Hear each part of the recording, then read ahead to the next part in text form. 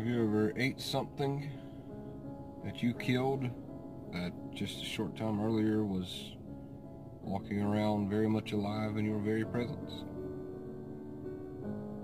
I would be willing to go so far as to say most people have not. Hello, I'm the Blue Shepard. Welcome back. Welcome to part 2 of Life Lessons from the Farm, where I talk about things I learned growing up in a rural farm community in North Carolina, in the South. Some of the things I talk about will be culturally specific. Some of the things I talk about will probably be specific to my experience alone. Either way, I hope I can help someone out.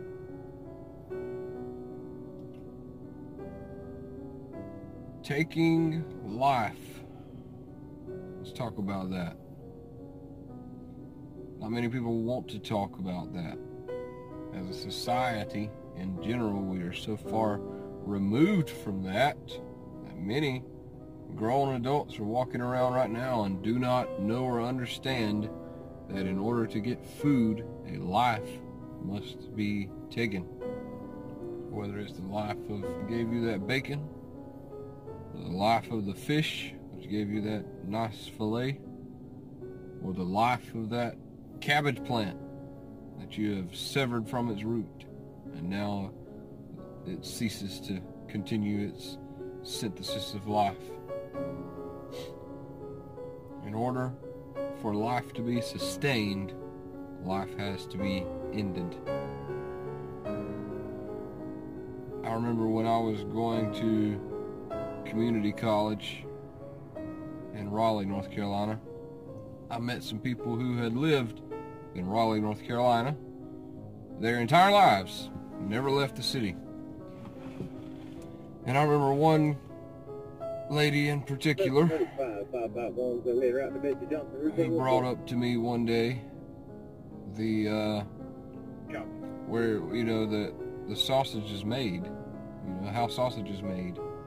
You know, I saw on TV the other day where they were making sausage, and they kept on showing these pictures of pigs. You know, wow, that was crazy. I thought that was crazy. So I got to asking questions and talking to her, and after a very short, shallow investigation, I was able to reasonably assert that this lady truly and firmly believed that sausage was manufactured out of some sort of materials, certainly not animal parts, and that it was manufactured and presented in this nice, neat little package for human consumption and placed at your local supermarket, local grocery store. She did not know where sausage came from. Upon further talking, most meat, she did not know where it came from. You know, chicken, fish, okay. But bacon? You tripping, that don't come from pigs.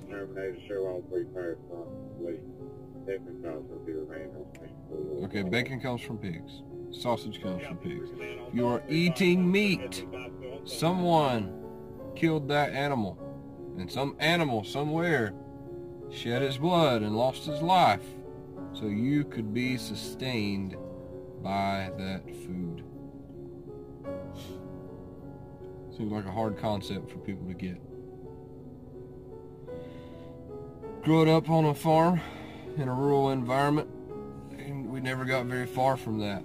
You know, I was always taken for granted that, you know, everybody knows that chicken comes from chickens.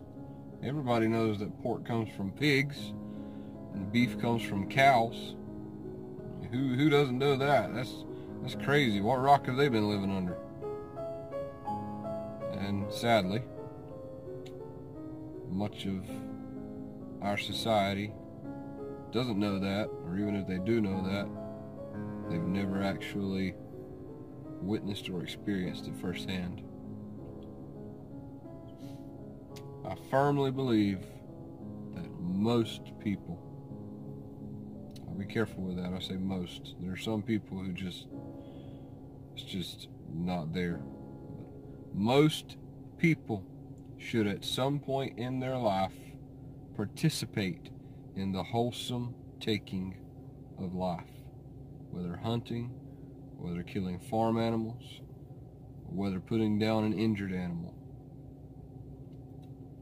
I hear concerned parents all the time, all upset because their neighbor is slaughtering hogs and making their kids watch. And that's preposterous. That's just the most barbaric thing. We don't live back in the Stone Age, and that's just, who would even do that? That's just ridiculous. It's nasty. It's you know, you got to be some kind of sick person to put your kids through that.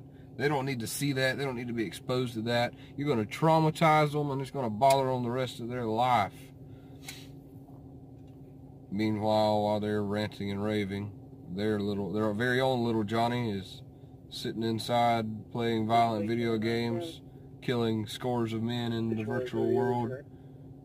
And tonight we'll sit and consume several hours of primetime television with loads of sex and gore, zombies eating people alive. Don't make no sense. Don't make no sense. Meanwhile, here on the farm, where we didn't have a TV, no TV growing up, I don't have a TV now, and I'm telling you the truth. I can show you my house. I do not have a television.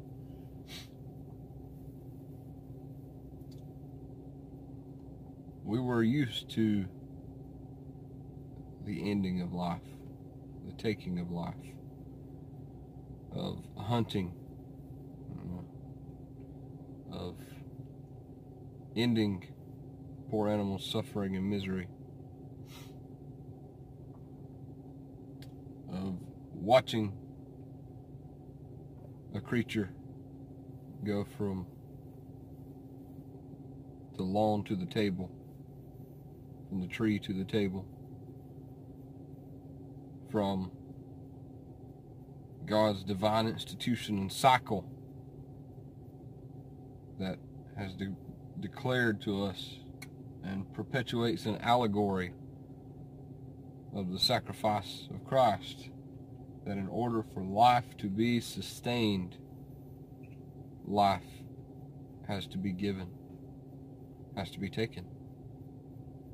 In order for us to be redeemed from death and our eternal soul be preserved from judgment and given the gift of eternal life, Christ laid down his life.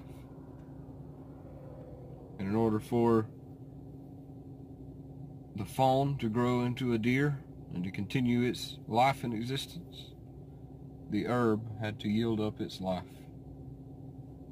And in order for the bear and the dog and the coyote and the wolf and the fox to continue their growth and existence, the fawn and the rabbit and the dove give their lives. And so do they for man.